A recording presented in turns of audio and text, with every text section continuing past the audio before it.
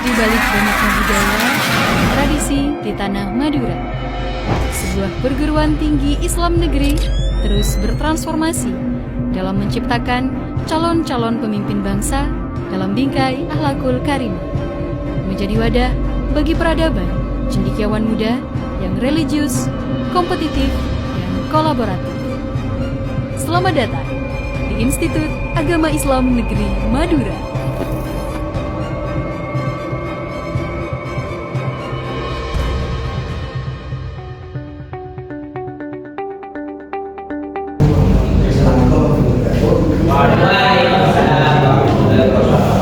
Saya sebutkan tentang materi yang telah dipaparkan oleh teman barusan tentang materi kesalahan dan kualitas.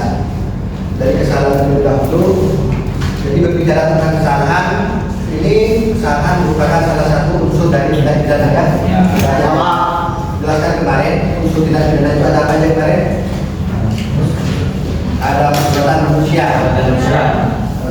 melawan hukum, diancam dengan pidana, dilakukan dengan kesalahan, ya, dan oleh orang yang mampu bertanggung jawab. Solusi ini nanti ada tujuh juga, tiga macam. Sengaja sebagai maksud, kesengajaan sebagai sadar kepastian, dan sengaja sadar kemungkinan. Sedangkan yang kelalaian atau lupa ada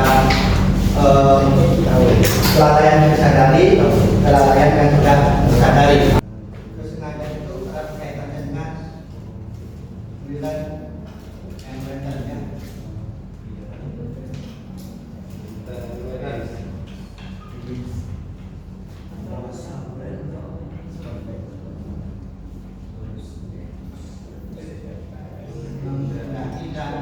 Mengetahui, ya.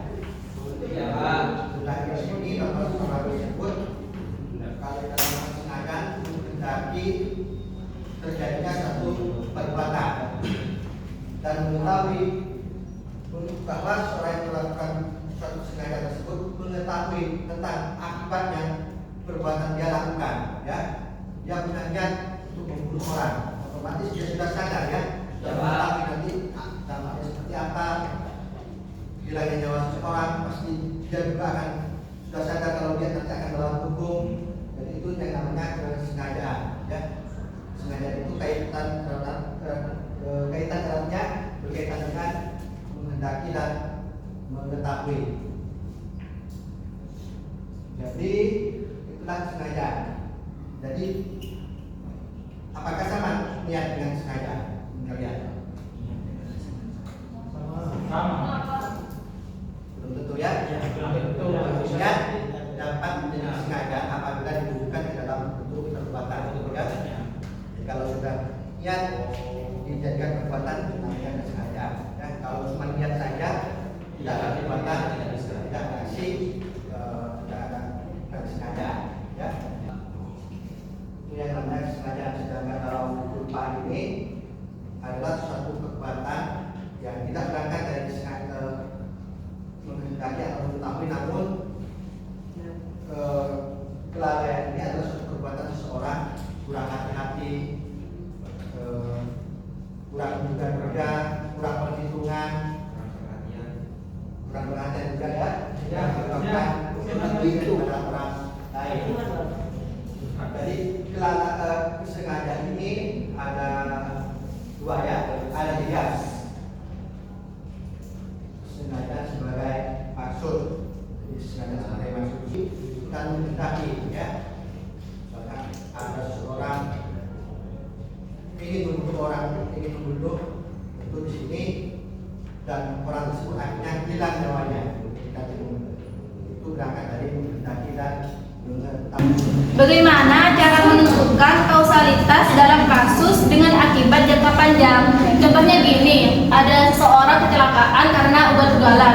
Nah, dan sebab kecelakaan itu korban itu mengalami cedera yang bisa sewaktu-waktu malah cederanya itu makin parah.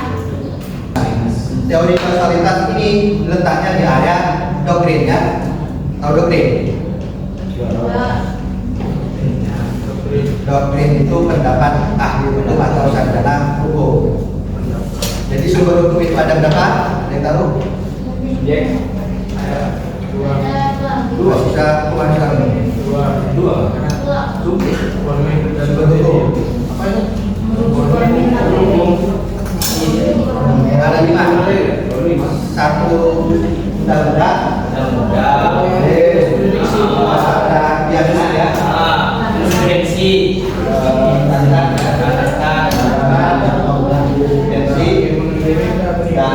Dan menteri. Jadi pertanyaan yang sosialisasi dari area doktrin dapat sarjana hukum. Dan dijelaskan tadi ada siapa tadi ahlinya? Artinya ada Chris. Poluna. Itu adalah pendapat ahli hukum, pendapat sarjana hukum. Tapi di sini penerapannya dalam sistem penegakan hukum itu sering diabaikan ya oleh penegak hukum, karena penegak hukum itu sering berfokus kepada membaca undang-undang saja tanpa melihat sumber-sumber hukum yang lain ketika menangani satu perkara, sehingga nilai keadilan itu tidak berkualitas ya. Ya Pak. Karena harus jika ada kasus undang-undang terus yang digunakan, tidak melihat sumber-sumber hukum yang lain. Berkaitan dengan ada yang namanya teori kondisi situasi apa tadi? Ekuivalen ya, sudah dijelaskan tadi oleh Haris ya. Saya kasih contohkan saja. Ini ada A, merupakan kebalikan dari B ya. Ya Pak. A menyuruh B untuk memberikan rokok. Di tengah perjalanan B bertemu C dan bercekcok ya. Nah, bajulah si B ini. Lari dia dari gerak si D dan ditolong oleh si D. Ya, si D karena melihat kondisi si B terluka, dia membawanya ke rumah sakit. Kebut dia si D ini. Karena melihat kondisi si B ini, setelah bacok buka-buka kebut. Dan sepanjang perjalanan akan kebut nabrak pohon. Apa adalah si miringin.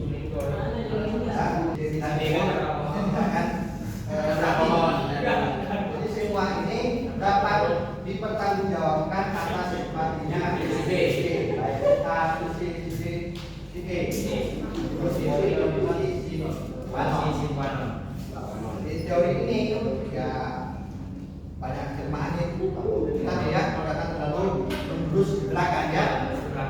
Orang seharusnya tidak dapat dipertanggungjawabkan secara individualisasi ya. Yes. Individualisasi ini, kalau individualisasi ini memfilter ya, memfilter dari setiap syarat-syarat tersebut yang menjadi akibat dipilih salah satu yang paling berperan penting dan peran utama atas namanya PD ya. Pilih dari setiap syarat-syarat tersebut, dipilih salah satu yang paling berperan penting atas namanya si PD. Maka dalam hal ini siapa nomor ini? B, kalau C yang mana? Yang membunuh Pak, yang membacok. Maka kalau kita manusia ini ada ketika ditangkap kena kepalanya.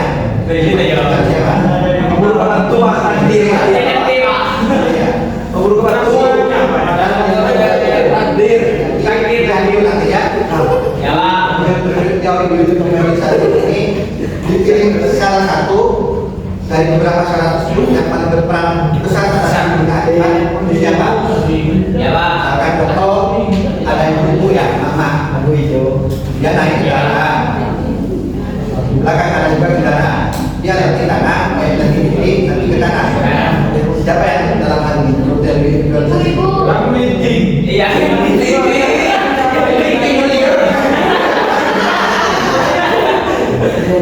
Dan bunga.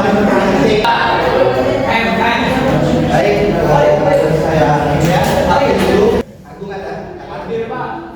Ayo Robin, hadir Pak. Alvin, Hadir.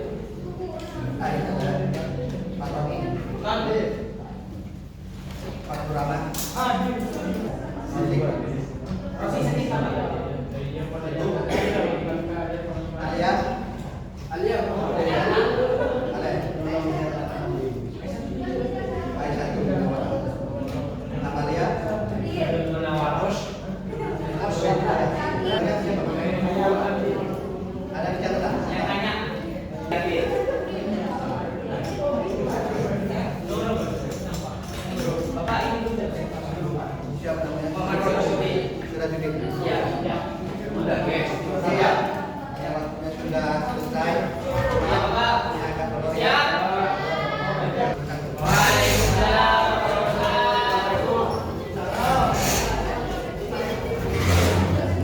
tengok.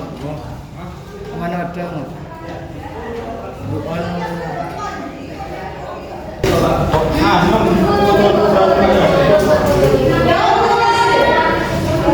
Nah,